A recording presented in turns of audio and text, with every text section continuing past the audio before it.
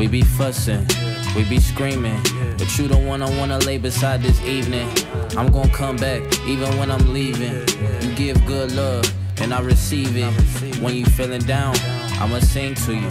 That ring on your finger got a ring to it. That's that real love, God-fearing love. It may not be how we dreamed it, but it's still love. Can we ever sit All right. Well. My boo. No. You see what you're doing? My boo. So my question is, on a scale of 1 to 10, how much do you think Usher about to kill the halftime show? I mean, 10. Better than the other performers that you've seen. So you have Beyonce, who's done the Super Bowl. You have Justin Timberlake and Janet Jackson when it was Nipplegate, when he ripped her little thing off and her nipple ring was out. You got, was it Bruno Mars? You got some people that have done the halftime show that have been like what you call performers. It killed in like 2011 too. Who? Was it The Roots? Did they do 2011? Roots did no Super Bowl. Somebody did. Black Eyed Peas. Was it Black Eyed Peas? And then I think the Roots. What song was that they were singing? Oh my God. Yeah. And Usher came out then. Yeah. So Usher's had a little bit of a little taste. So didn't the Roots do that too? Wasn't they there? Who Black Eyed Peas is Will I Am and them. That ain't the Roots. That ain't the Roots? No. Oh. All right. I thought they were kind of intertwined a little taste. The Roots and Black Eyed Peas? Yeah, I don't know why I was thinking that. I really don't. Me either. You talking about Fergie, Will I Am, and the Asian guy remind you of Questlove? No. They don't. Like I said, I don't know why I was thinking that. Oh, okay. Yeah, I don't know why I was thinking that. Because what's the dude for the Roots? He got flows crazy. Black what? Black Thought. He with the Roots? Yes. Yeah. That's why, because they all from Philly, ain't they? The Roots are. I don't know about Black Eyed Peas. Yeah, the Roots are. That's what I was thinking. You okay today? This guy's just kind of just mixed up a little bit. That's all. Yeah, because, when you preached last week, you said something about Fantasia, and that was a Keisha Cole song. Are you feeling okay? I'm feeling good. Because you're normally on your music dean. Yeah, I'm still on my dean. I make mistakes. I'm not perfect. Oh, okay. Are you positioning yourself as if you got it all together? I'm a music connoisseur. Let's not do so this. You got it all together? Not all together, but I would have never. So you make mistakes? Yes, but I don't yes know. I would have never confused the Black Eyed Peas. Do you make mistakes? Not those. Okay. Ladies and gentlemen, welcome back for another episode of Make Marriage Great Again. What's good, man? I am excited about, first of all, we celebrated our anniversary. We did. 12 years married, 13 and some change together. Yep, 12 of the damnedest.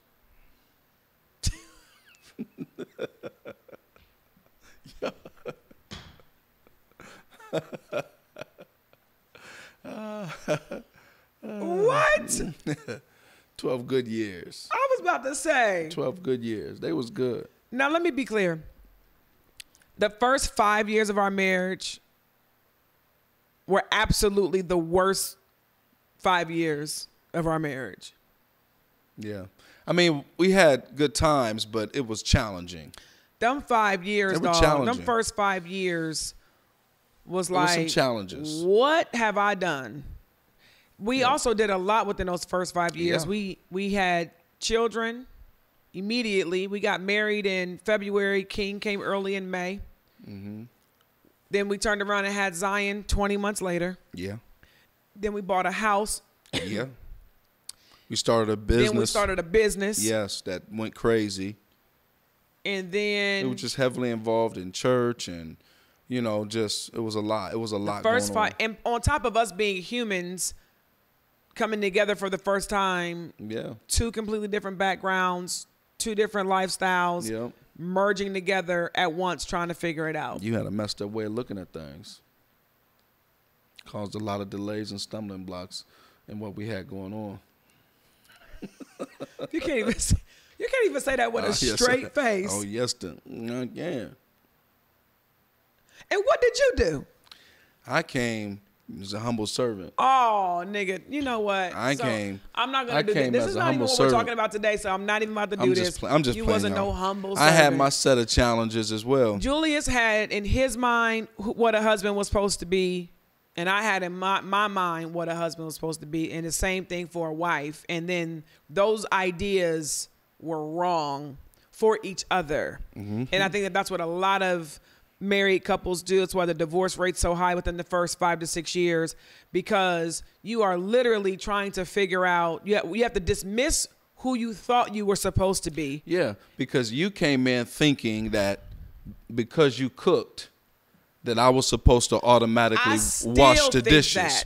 And I came from a train of thought and You a that- school you of gotta thought clean while to you where cook. when you cook, you clean. And so you steady looking at me wondering why the pot dirty, talking about you ate. You ain't gonna Well, get man, the dishes. here's my and I'm thing. like, no. Here's my thing. I gotta go to the store. I gotta come home and cook the food, and you're expecting me to clean everything up. So then, at what point? Where's your contribution? What do you mean? And don't say money. And no, in that instance, like I didn't know it had to be that way. I didn't know it was a tit for tat. Babe, it's not I tit for didn't tat. know that It's was what it partnership. was. It's partnership. Right. So in that moment, you were partnering that way. We're by 13 years making- later, making nigga, and you sure, still not cleaning the pot. You know what I'm saying? Everything. Well, that's not true. You ain't. Going back to your point. What? If I'm cooking everything, I'm No, cooking I'm talking every day.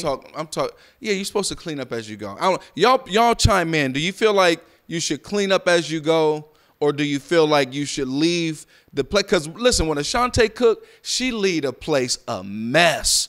You can ask the kids. She got seasonings everywhere, flour over there, pots over there. Like it's a mess. My mind, I love to cook. I'm creating when I'm cooking. It's my happy place. There's a lot of things going on. Hot sauce dripping. It's a mess. All right. And so her expectation is that I come in and just clean all that up. His expectation is he just comes in and just eats and just goes and lay No, down. my expectation is that you not make such a mess when you cook, and that you wash the dishes as you go. What's your contribution? What do you mean? What's my contribution? And a partnership. What was your contribution when I was outside in the garage, freezing cold, painting the desks and stuff? I was under the weather. No. But my point I'm making is I didn't expect for you to have a contribution there. My contribution was when it was time to move it into the house, I helped you pick the 400-pound thing up and move it into the house. That one, but what about all of the other? And then my contribution is also, decorating it and taking care of it and cleaning it. No. Anyway. No. Happy anniversary, Yeah, all right? yeah, 13 yeah, years. yeah. Yeah. You are not from the South. Let's get into it. Yeah. If you have not subscribed, make sure that you go and subscribe right now. Right now. Do it right now. We're not doing this today. Doing what? You're not from Atlanta. Doing what, shawty? Right now. Do it right now. Yeah, sir. Anyway, in honor of Black History Month, I think we talked about last episode, we were talking about code switching. We did. That was pretty good. I thought it was too. And I want to kind of stay in the same vein of culture, and I want to talk about something that I think I've just seen over the years. I am a woman who is mature in age. Black doesn't crack though, so that's why I still look like I'm smooth 30. Mm-hmm. But was you really agreeing with me? Mm-hmm. I want to talk about the issue with older women, older men, matriarchs, patriarchs, not stepping down, not passing the baton. We've seen this in churches where bishops are like 85 years old, 90 years old. Like, I want to talk about why the torch isn't passed. Where is the nurturing of the generation behind you to make sure that whatever has been built has longevity and that it doesn't die with you? And I'm saying all of this because recently in hip hop culture, there has been this whole fiasco with Nicki Minaj and Meg Thee Stallion. Okay. Nicki Minaj is, I believe, over 40 years old. Is that how old she is? Sis might be 41, 42, 43, somewhere in Let's there. Google you, Nikki. She has a son. She's married. Nikki has been in the rap game now for She's 41. 41 years When old. did she step on the scene? It seemed like I didn't really start hearing about Nicki Minaj until like 2010. Young Money. I mean, that's still 14, 15 years That's in 14 the game. years ago. So but she was in the game before that. If she's 41 now, I started hearing about her in 10. That's 14 years ago. So that means she was 27 And she was doing it before then. before then. Underground rap and all other. So let's just give her 20, right? So she's been in the game smooth 21 years. Then you have Meg Thee Stallion. 04 is when she hit the scene. 20 years. Yep. 20 years she been doing this thing. Has made a bunch of money. Has was Thee Stallion. queen of rap for a long time, right? Who you talking about? Nicki Minaj? Yeah, I Okay. believe she stole a lot of her stuff from Lil' Kim, both from New York. You know, being extra, you know, sexual, all of that stuff. I don't know if she ever gave Lil' Kim her props. Never mind that. Then you have Meg Thee Stallion come on this Thee thing. Stallion. Meg Thee Stallion is in real life 6 foot. You know what I'm saying? Thicker than a Snicker. She's in her 20s. King size snicker.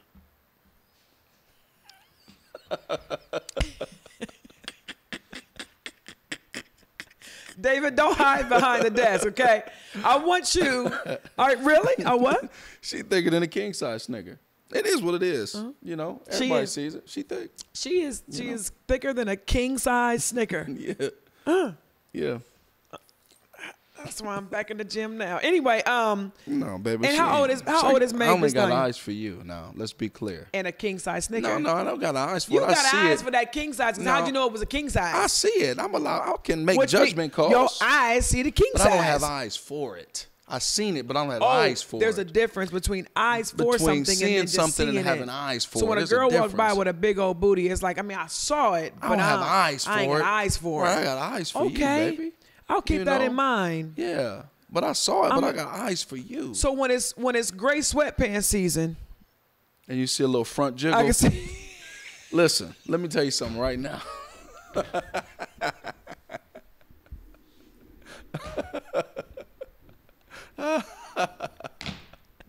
So when it's gray sweatpants season, If you see a little front jiggle, I can see it. I that see mean- it, but that I mean- don't have that eyes mean for you it. better not have no eyes for it. What the heck? No, I mean, I know, but I'm just asking the question. eyes are made to see. Okay, and so You know when what you I'm say you saying? have eyes for something, it just mean like, I know what you mean. You mean like that's what what I'm has my saying. attention. That's what I'm saying. Here's the truth of the matter. You see through your eyes. You see through your eyes, but you actually see with your brain. Okay.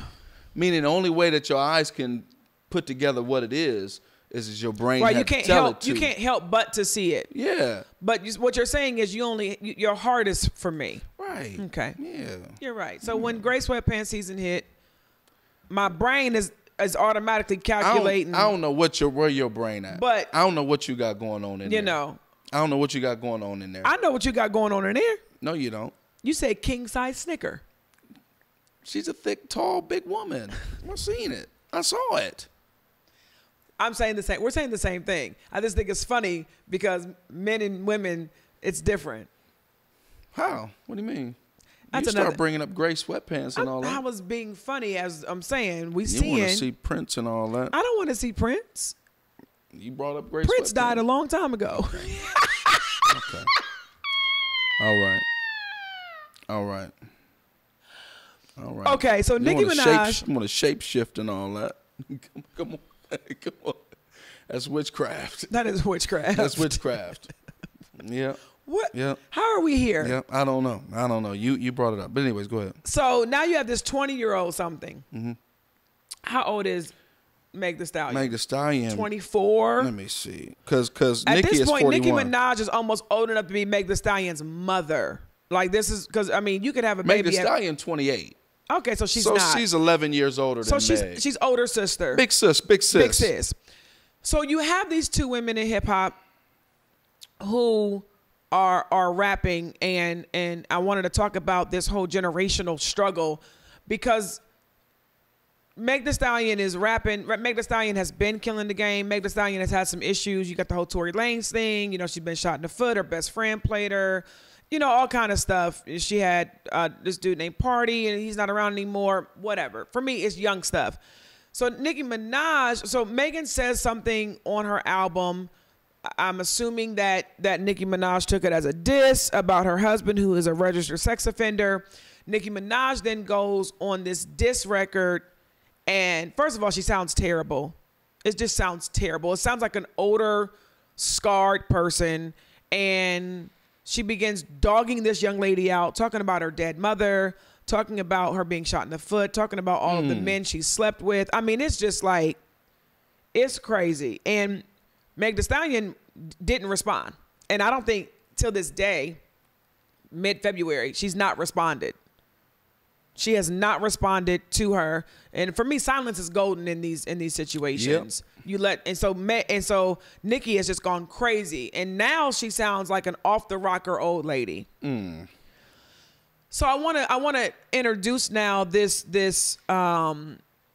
generational beef that I see, not just with Nicki and Megan, but like the grandma who's 75, 80 years old, still trying to make the macaroni and cheese, right? And the young granddaughter who has sat at her feet, knows the recipe, can do it. Where is this struggle? Or the bishop who's 90, and it's just like, who is your successor so that whatever you're doing doesn't die with you, so that the recipe granny doesn't die with you, so that generations to come can still enjoy this macaroni and cheese? At what point does an older generation pass the baton, and why are they not doing it? So you're saying that you feel like this whole Nicki Minaj, Meg Thee Stallion thing has to do with Nicki not wanting to pass the torch to Meg? I just feel like, because I never even knew that there was a struggle over a torch.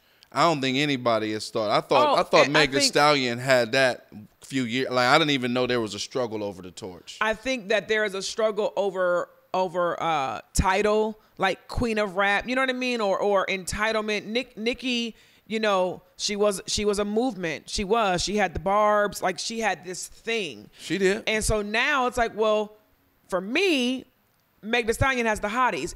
It's her turn. And you think Nicki is clapping at her because she's mad, because she feels like Meg is taking her spot? She's like, always refers to other women rappers as her son. Like, I sonned you. Like, I'm first. You're my son. Oh. And for me, okay, at some point the father has to retire. If I'm your son, at some point the son is supposed to take over the family business, Dad. And you're saying basically, you feel like there's some sort of a epidemic, if you will, of old people not wanting to, the more wiser generation. Yeah, old. Yeah, okay. So more seasoned. The seasoned generation not wanting to pass, relinquish their seat to the up and coming. Yes. Okay, and you're saying we want to tap into why is that? What's going on right now? I want to tap into why is that, because it's something that we see generationally. I think it's a loaded question, for sure. Like, it's so many different. Do you think white families and white culture struggle with this as much as black? As much as, I don't know, but do they struggle with it? Absolutely. Yeah. I don't think this is racially bound. I think this is. You don't think it's culturally bound? I think all cultures and all races, to some degree, probably struggle with some of this. The reason why is because I don't believe that insecurity, fear, mistrust, and all of that no bounds. Are bound by race. True. I think those are some of the reasons why you might see that type of struggle. So, in your lifetime that you've lived, and I'm sure you've witnessed it in the church, why do you think you have pastors or apostles or bishops who are 75, 80, 85 years old, who are still preaching every Sunday? They're still pastoring. Like, at what point is there a successor that is named so that he doesn't basically preach until he dies? Well, I think, like I said, I think it's a lot of issues with that. So I feel like it could be a person that's maybe dealing with some fear of becoming irrelevant. I think it could be some insecurity, I think it could be some mistrust. Yeah, mistrust for what? For the person who is maybe in line to take it further. Yeah. The person who's in line to give it to them may not trust the person all the way who they're supposed to give it to. I feel like it could be really, in some instances, it's not any of that. It's that the person who was in the seat was horrible at leadership development. Man. And so they just didn't do a good job of developing somebody else. They're tired. They want to give it up. They ready to move on. But they haven't. But they don't raised have anybody anybody to do it, to give it to, because they didn't raise anybody up well. They weren't the greatest at leadership development. I think the first part of what you said is kind of where I want to maybe pause at. I honestly think that the pride for me is it's not thinking anybody else can do. And you said something earlier before we were recording. You said the value in which someone has, like, that's where they're valued at. So if I stop doing this, will I have value? Well, I think to be honest with you, like if you're using church as an example, of course you still have some people who should be passing it on. I think we've gotten better in the black church as time has moved on. Yeah. I think when we were closely removed from slavery, I feel like you probably had a lot of that going on. I mean, you because still have a lot of it now, but you got a lot of it. Like I said, we've gotten better. yeah. And as time moved on, but when we were closer to slavery, I feel like it was more prevalent because you had men who were finally able to have a position of power coming right out of slavery. Yeah. They were able to have a position of authority. They were able to be revered in a certain light. They were able to have some control. Yeah. And things along those lines. And so when you're dealing with people who were deprived of control for a long time, who are deprived of authority, who are deprived of, that type of status, finally able to get that, it's hard for them to relinquish that. So here's the thing. That's why it's so prevalent still across whatever you're talking about, whether it's church, business, rap, whatever. It's that. It's the need for a power and position and the feeling that you have when you have attained it. And so if I give this baton to you, I am no longer who I was. Let's take it a little bit further. So just use a biblical example. Coming out of slavery, the black church was the everything for the black community. Yeah. Because you're dealing with a lot of, and this isn't a negative connotation, just a real one, a lot of ignorant people. Yeah. African Americans now, who didn't know what to do, who didn't understand how to navigate society, who didn't know politics, who didn't know anything. Yeah. And so they went to the church to kind of figure all of this out. So then you got these pastors who have developed this identity in being the pastor, the one who's corralling all of these people. Well, he's the go. You go to him for everything. Go to him for everything. And so then, using a biblical example, you had King Saul. Yeah. Who had become the everything for the people. And all of a sudden, you got this young whippersnapper named David come through. David goes off and kills Goliath, takes Goliath on up out of here. Yeah. They come back from the situation, and all of the honeys is like, Saul killed his thousands, but David killed his 10,000s. Yeah. Saul felt like his control, his authority, his relevance was relinquishing right before his very eyes. So then there it is. And I think this is why we are still seeing it in generation. This is why grandma won't give up the recipe. This is why Nicki Minaj won't go ahead and, instead of competing with someone who's 11 years younger than her, showing her the way. This is why you have bishops and pastors and apostles who are 80 and 90 years old who won't relinquish. This is why you have even if I'm 40 plus, me having an issue with bringing a 22 or 23-year-old young woman alongside of me and mentoring her in the ways of the thing that I do. it's funny to me how we are okay with mentoring people when it's not connected to the thing that we do, because there is a fear of if they take over, it brings us something to be the man, to be the woman, to be the queen of hip hop, to be the whatever it is. And now our identity is wrapped into that. So you got pride, won't let me do it. My identity is wrapped up in it. So now if I don't do this, who am I? Then you got relevance. I won't be relevant anymore if I stop doing this. Well, let's be clear. If you're giving somebody some information, you can't mentor nobody in nothing that you don't do. That ain't called a mentor. That's called somebody who's making suggestions. That's good. You can only mentor somebody in what you do. And so the issue is mentorship, period. And so, well, somebody can come to me for mentoring, or if they're about to be a wife, but then they could come to me for mentoring, like podcasting, and then I'd be like, there might be a part of me. But what I'm saying is if you start giving them advice about something that you don't do, that's not mentoring. That's you making suggestions about something. I get what you're saying. What I'm saying is, let me explain it maybe more clear. What I'm saying is, we are okay with maybe mentoring on some of the things that we do. But then the things that we may deem someone as competition, we don't want to do that. So when that's the reason, because again, there can be a lot of different reasons why somebody wouldn't want to relinquish a seat. But if that's the reason, then I think it's insecurity. You know what I mean? I think it's insecurity. It's a lot of, insecurity has a lot of faces. It shows up as anger. That's really good. You know what I'm saying? It shows up as fear. It shows up, believe it or not, as confusion. Some people play confused so that they don't got to move out of the way. Bro, say it again. I didn't know. I don't know. I don't know anything. Yeah. It's you're insecure. And so your default is confusion.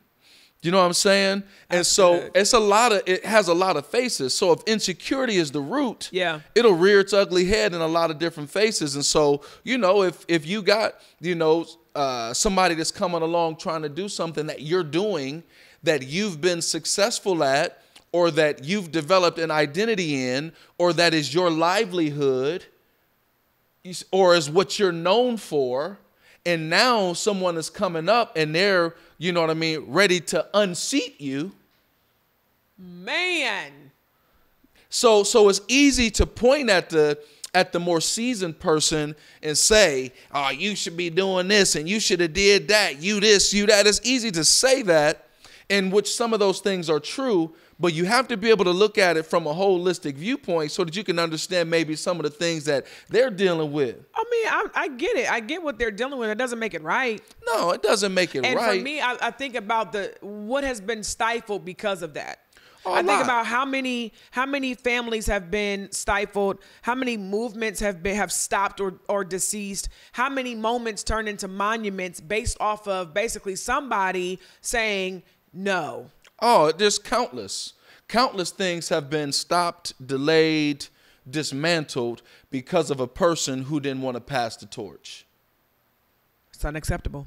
You know what I'm saying? I mean, it is what it is. But I think, another thing to consider is the person who wants the torch passed. Yeah, I knew you were going to dive into them. So it's easy to look at the person who's supposed to pass the torch and say, what they should be doing. You know what I mean? And maybe some of it's valid. Yeah. Maybe some of it's not valid. I don't know.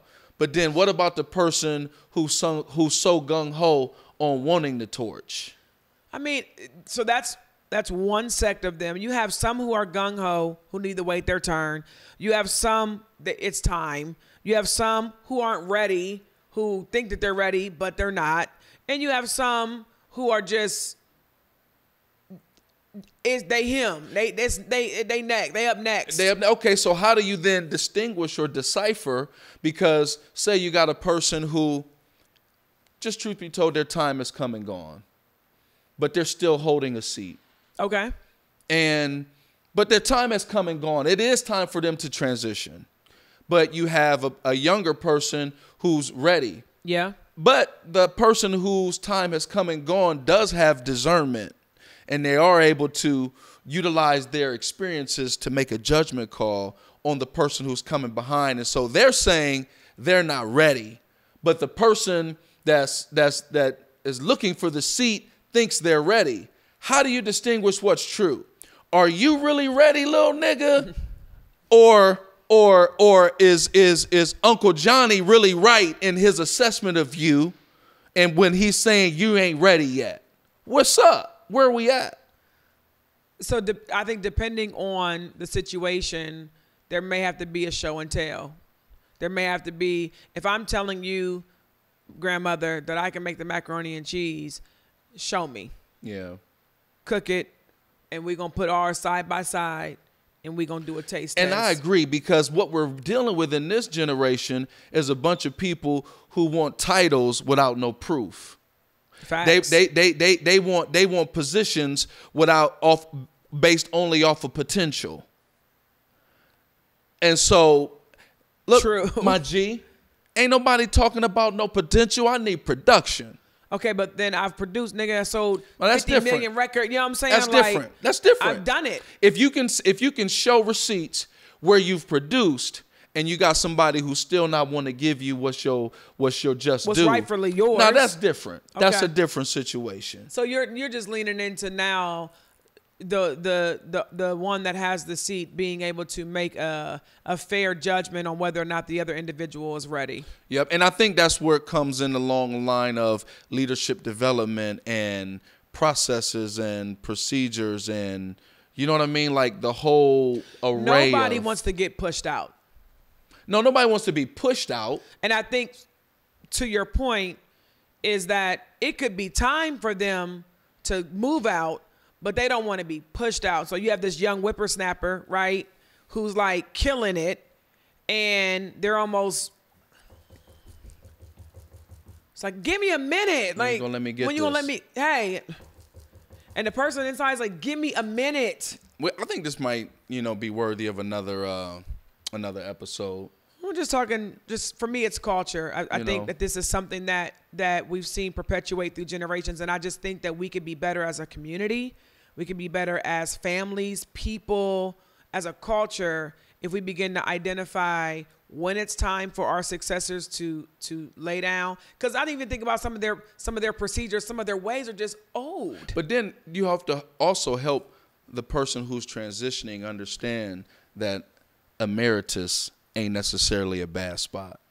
Man, And that's say it again, you know bro. what I'm saying? And that's a whole nother conversation. It is, because that's it. Yeah. If we were able to shift their perspective into understanding what it means to be an emeritus, Man, to what? be honored still. You know what I'm saying? But the young people don't be really wanting to do that. You want to try to kick some. That's true. We're All going right. to get onto this. Listen, on the go next one. subscribe. It's your favorite podcast, Make Yeah. Marriage Great Again. You know what to do. YouTube, Instagram, Facebook.